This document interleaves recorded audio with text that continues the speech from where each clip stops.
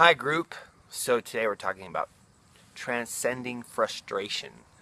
And for this lesson, particularly, we're kind of focusing on people. Um, Here's what you do. You go to your local sporting goods store, and in the baseball section, you buy a bat. And you hit that. No, I'm just kidding. um, there are some examples that have been given in the group, excuse me, that are great examples too, so I'll leave those examples alone. But here's some other things.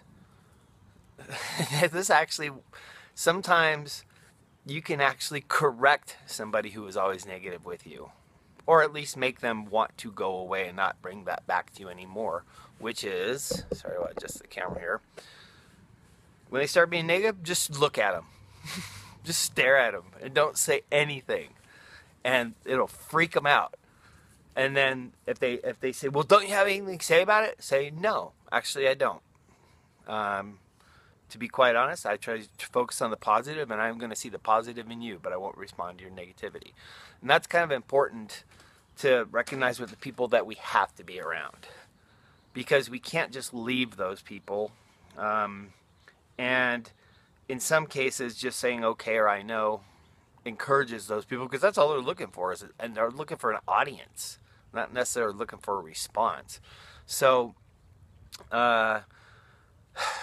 here's another topic, though, on the subject of transcending frustration, and that would be with ourselves. And this is a topic that's near and dear to my heart, because I have a 6-year-old and a 10-year-old, and they know how to push my buttons. And not only do I have to be around them, I love to be around them.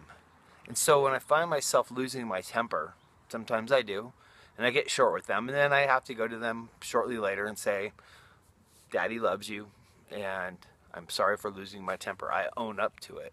So that's how I end up transcending my own frustration. But even more important than that is I ask myself, why am I letting this 50-pound person who I love dearly make me feel mad or upset? What is it inside of me that's making me feel frustrated?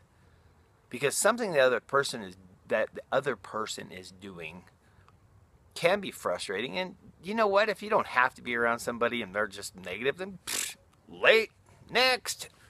But there are people that we love that we kind of have contributed to making that relationship, that dynamic, the way that it is, by allowing it in some cases, or sometimes we've even fed into it. And then as we grow, we expect the whole world to change with us, and that when they're not, we're like, why aren't you on the bandwagon? Well, remember, you were that way once too.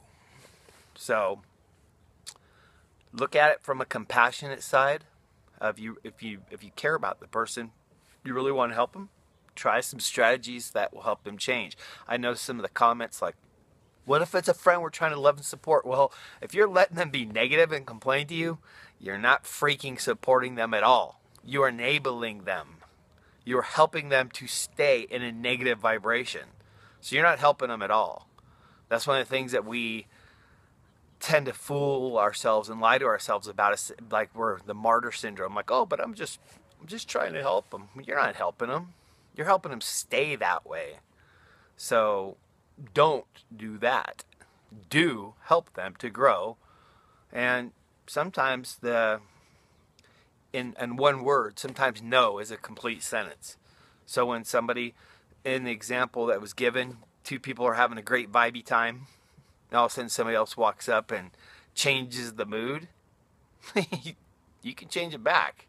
Don't be afraid to speak your mind, because sometimes, some people call it tough love. I just call it love. You know what? If you're doing what you think is best for somebody, and you really believe that you're following something that's healthy for both of you, then there's never any need to apologize for that. So with that, you guys, I love you all, and hope you have an incredibly blessed day.